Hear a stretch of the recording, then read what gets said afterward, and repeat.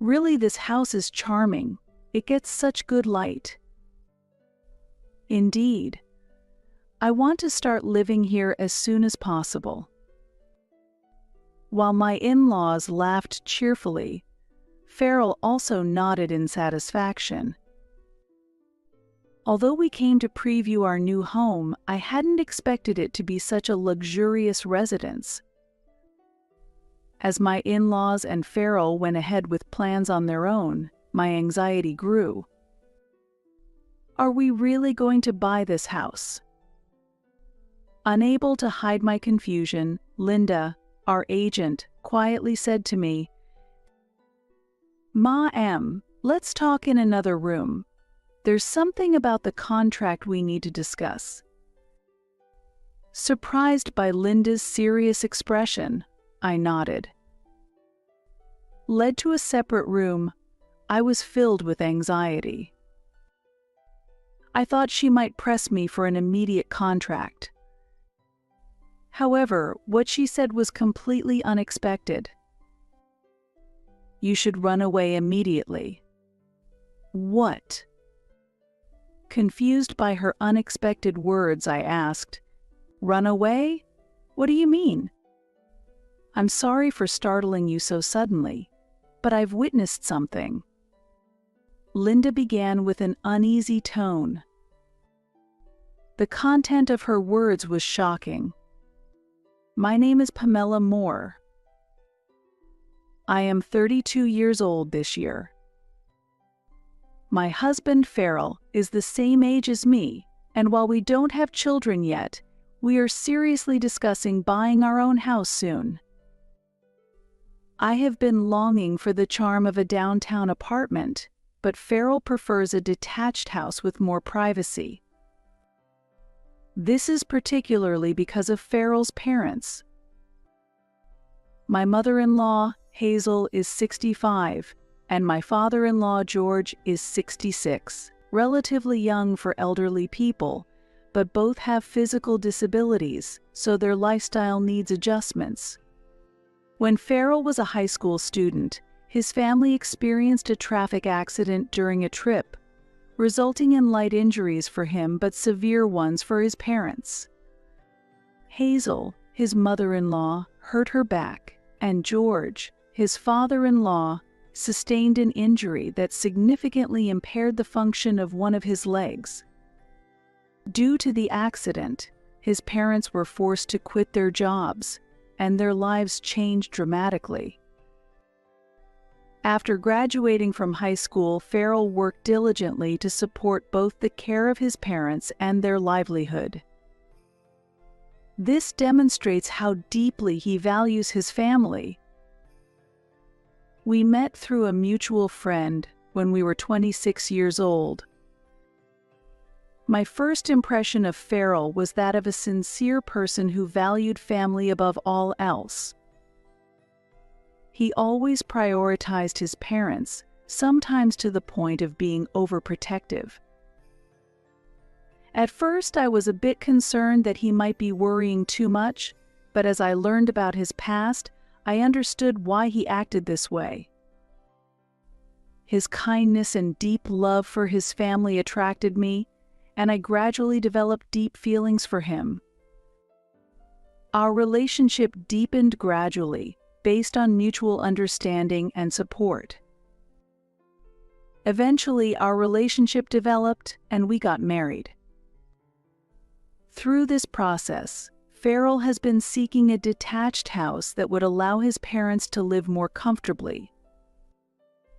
Considering he is an only child and the health condition of his parents, it's easy to see that his desire is well-founded. However, I have always felt a slight reservation towards his parents, and as time passed, I began to feel that my intuition was correct. Looking back, I had a subtle sense of discomfort from the day we introduced ourselves for marriage, 3 years ago. The first time I visited his parents' home, I was greeted warmly by Hazel. "Pamela, welcome. Our home is modest, but please make yourself comfortable," she said. Thank you, I replied as I slowly stepped inside. I noticed her struggle with walking, just as Farrell had described before. Shortly thereafter, George appeared from the back of the room. "Pamela, nice to meet you. I'm looking forward to getting to know you better," he said. But he staggered as he walked, clearly struggling with the burden on his leg.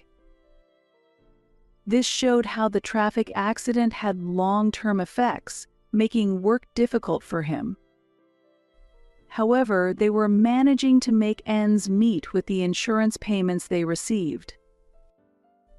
Understanding this background, I began to realize the source of the unease I felt. Seeing their condition, I was truly glad that I had brought the pizza we had bought in advance. Despite their physical inconveniences, my in-laws tried their best to provide a warm welcome, and I was deeply grateful and wanted to reduce their burden as much as possible. When I placed the pizza on the table, Hazel exclaimed with joy, "I'm sorry for having you prepare such a wonderful treat. Thank you so much. Let's eat right away," she said, reaching for the pizza without hesitation. I was a bit surprised to see them eating so eagerly, but their genuine expressions of joy warmed my heart. At that moment, Farrell jokingly exclaimed, "Hey, both of you starting without us? We're starving over here too." Hazel quickly responded, "Oh, I'm sorry. It's just that I haven't seen such delicious-looking pizza in so long I couldn't help myself. But don't worry, there's plenty for you and Pamela too," she answered with a smile. As she did, she placed a can of emergency food on the table, saying modestly, "I'm sorry, it's just this." George also smiled and thanked her, saying, "Thanks, dear." Seeing my surprised face, Farrell asked me, "What's wrong, Pamela? You look so shocked." I hesitated and muttered, trying to find the right words, when Farrell suddenly stood up, realizing, "Oh, I forgot the drinks."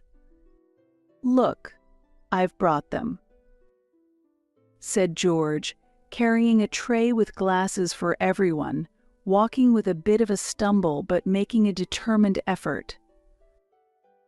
"Thank you, Dad, Mom. I'm sorry, I should have prepared this." As I took the tray, I was shocked. The glasses were worn and some were cracked. The contents were just water. I saw my father-in-law fetching water from the bathroom earlier. Could it really be just tap water? "Thank you" was all I could manage to say. Eventually, my in-laws ended up eating almost all of the pizza I had brought, even though I had intended for it to be shared among all of us. They were holding the pizza box, repeatedly saying it's delicious, and ate very quickly, creating an atmosphere where I felt I couldn't join in. Farrell had no problem eating the canned side dishes. I had brought the pizza wanting them to enjoy it, which was fine, but the canned food was unexpected. When I happened to pick up a can, I noticed it was nearing its expiration date. I ignored it and continued to eat silently. I could hardly taste anything. Seeing my silence, Hazel expressed concern and asked, "Did the simple meal make you feel sick?" "No, that's not it," I replied. "You can be honest with us. Farrell told us your family owns a lot of land, so you must be used to a different level of cuisine. I'm sorry, we can only provide something so modest." At first, I felt like she was being spiteful, but it seemed she genuinely believed that.